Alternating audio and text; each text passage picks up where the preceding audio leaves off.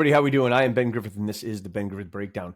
So we're going to do something a little bit different today. Typically, we have an episode and we talk about a specific topic for the day. But what we're going to start doing is we're going to start looking at excerpts from the media. As I'm watching the news, it doesn't matter if I'm watching Fox News, CNN, MSNBC, Newsmax, it doesn't matter. There are a number of shows out there who report things in a way that is so egregiously one-sided that it's borders on ridiculous. So usually these shows are shows where the audience, it's geared towards an audience that is simply an echo chamber. They're just kind of regurgitating what they say to people who will listen to anything they say because they all have the same view, right? Whether it's Sean Hannity or Rachel Maddow, it doesn't matter. But some of these are just, again, so egregious that it borders on professional irresponsibility. So what we're going to start doing is taking these excerpts, walking through them and explaining why what they said is so disingenuous. And these are the facts behind it, and hopefully start to bring some accountability to what these people are saying. So while there are a number of people who do it, there are some habitual offenders, and one of those habitual offenders is Chris Hayes from MSNBC. So we're going to be looking at one of his latest shows today and go through that. So let's take a look. Senator Tom Cotton of Arkansas filed suit with a statement that I think perfectly articulates the insane false history that Trump and his party are going to tell to try to win this election.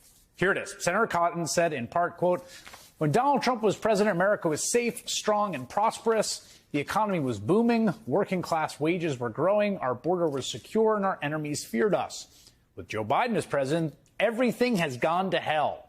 Families can't afford groceries. Our border is wide open to a full-blown invasion, and our enemies are starting wars everywhere."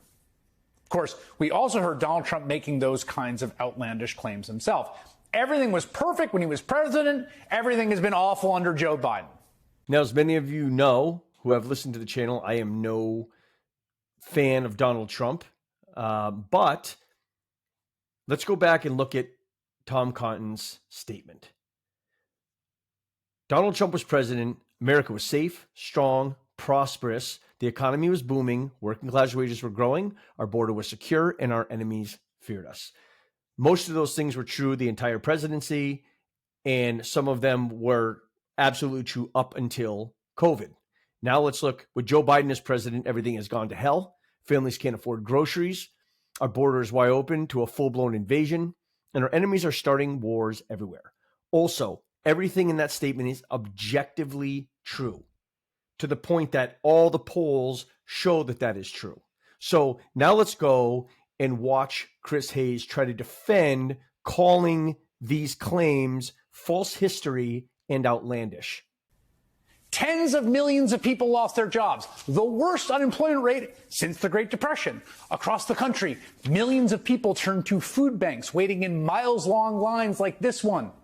There was a genuine, palpable, ever-present sense of chaos and social unraveling throughout America, throughout its towns and cities. Do you remember that in that year, 2020, the murder rate rose nearly 30% in 1 year, a completely unprecedented spike in violence?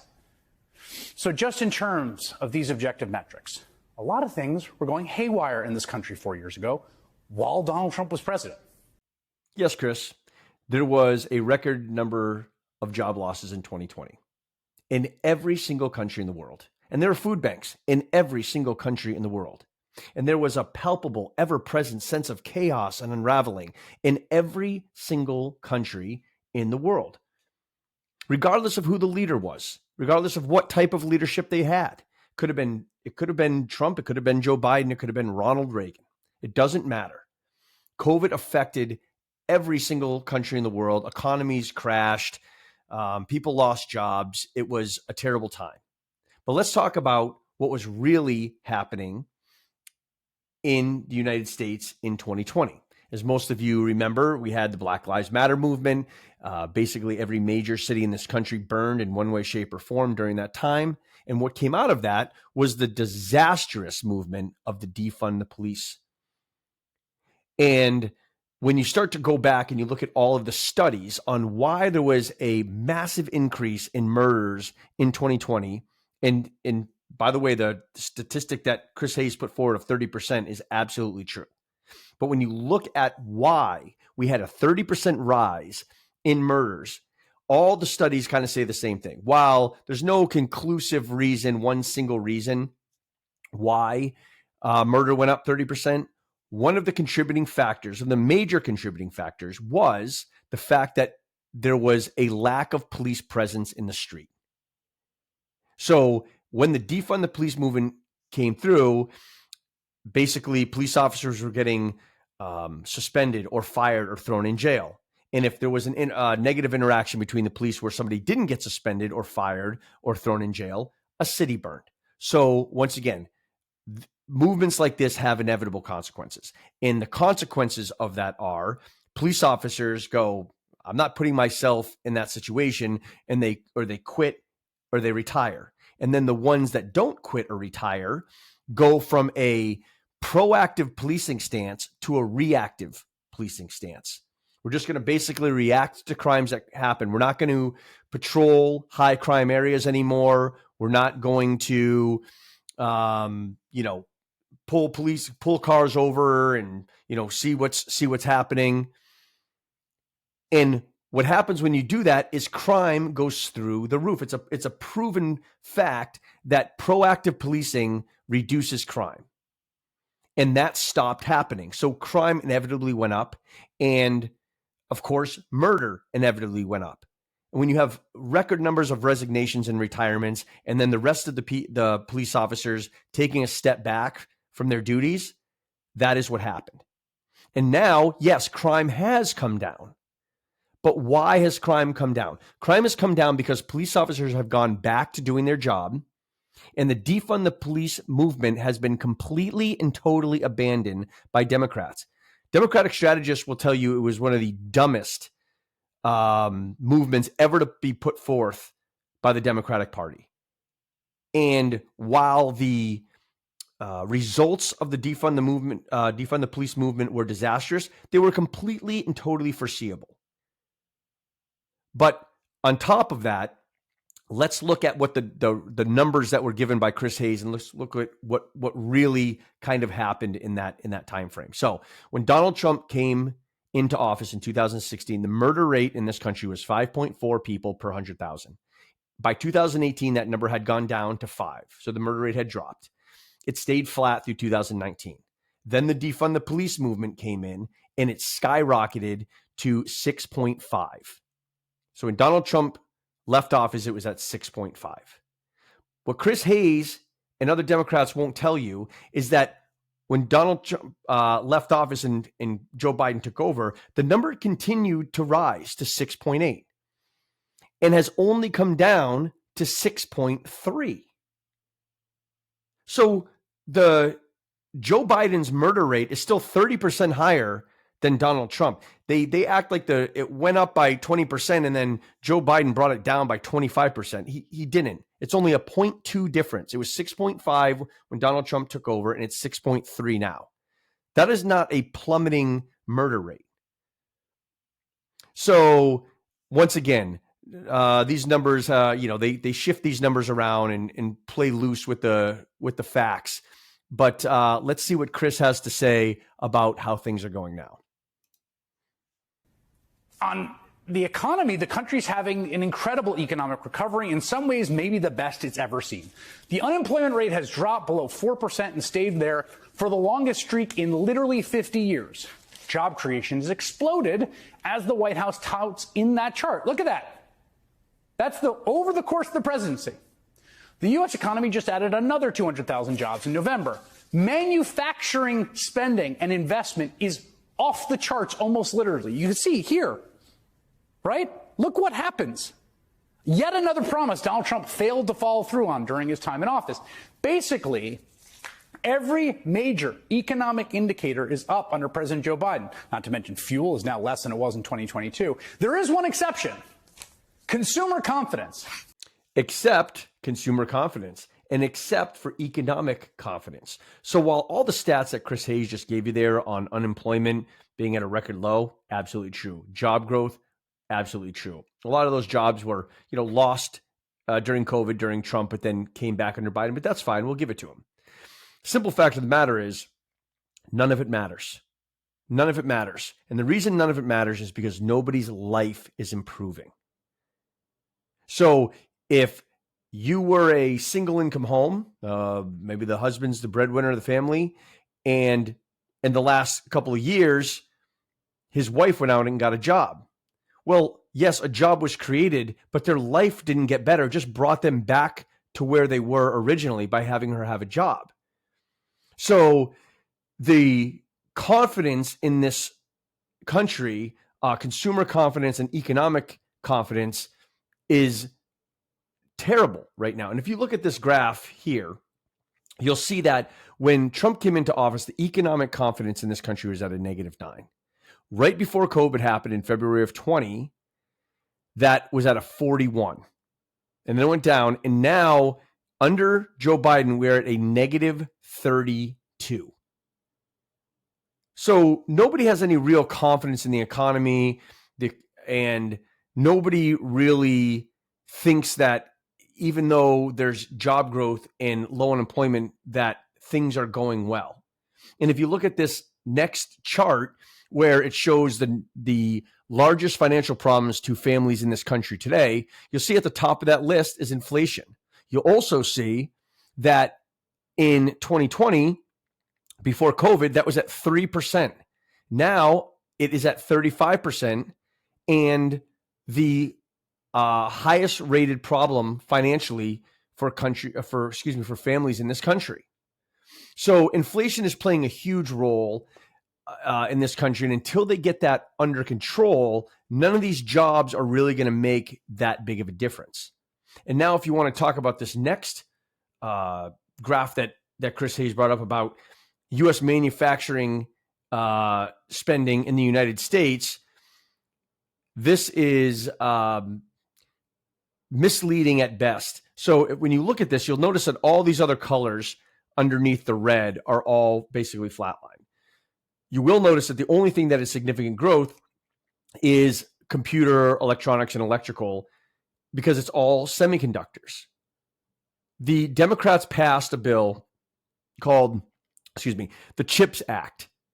And what that was meant to do was to bolster the manufacturing of semiconductors in this country, which in all fairness did need to be done. We relied heavily on other countries for semiconductors, and it came back to bite us during COVID. So there was this kind of bipartisan consensus that, yes, we need to do more to manufacture semiconductors here in the United States. And even Trump wanted to do that.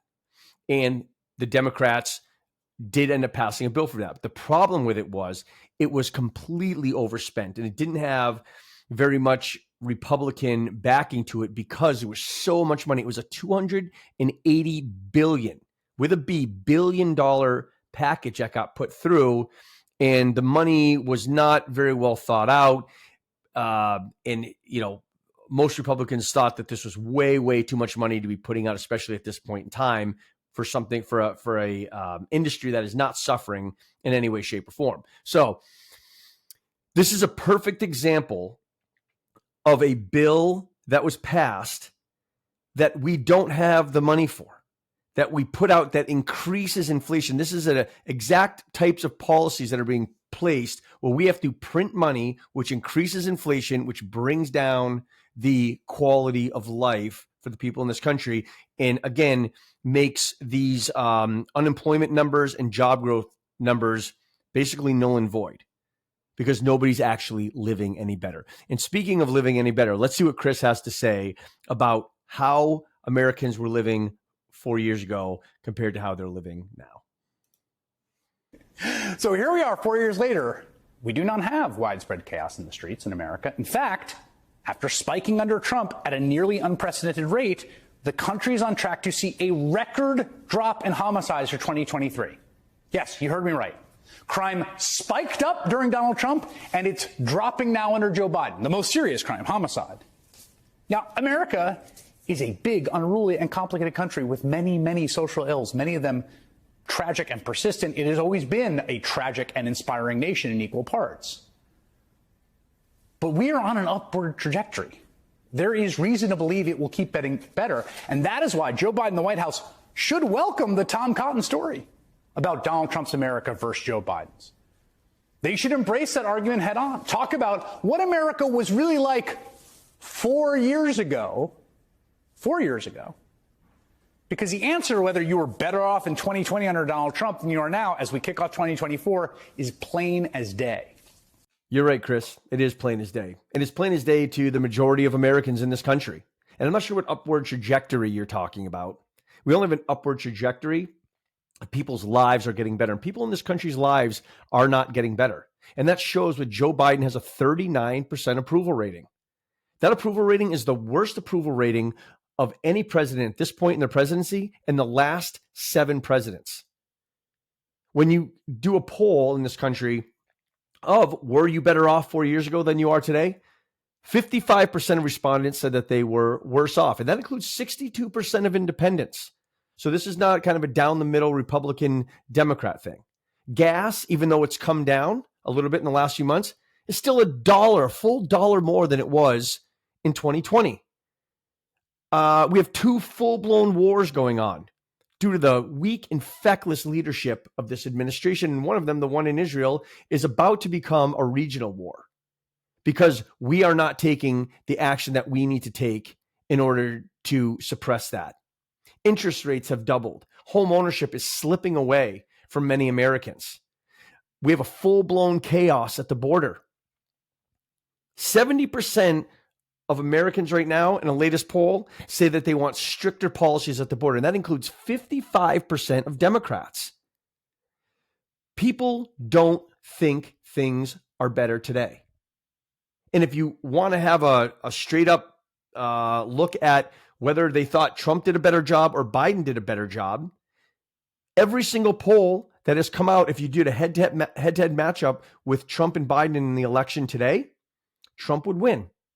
He's winning with blacks. He's winning with Hispanics. He's winning with young people now, which he didn't have before.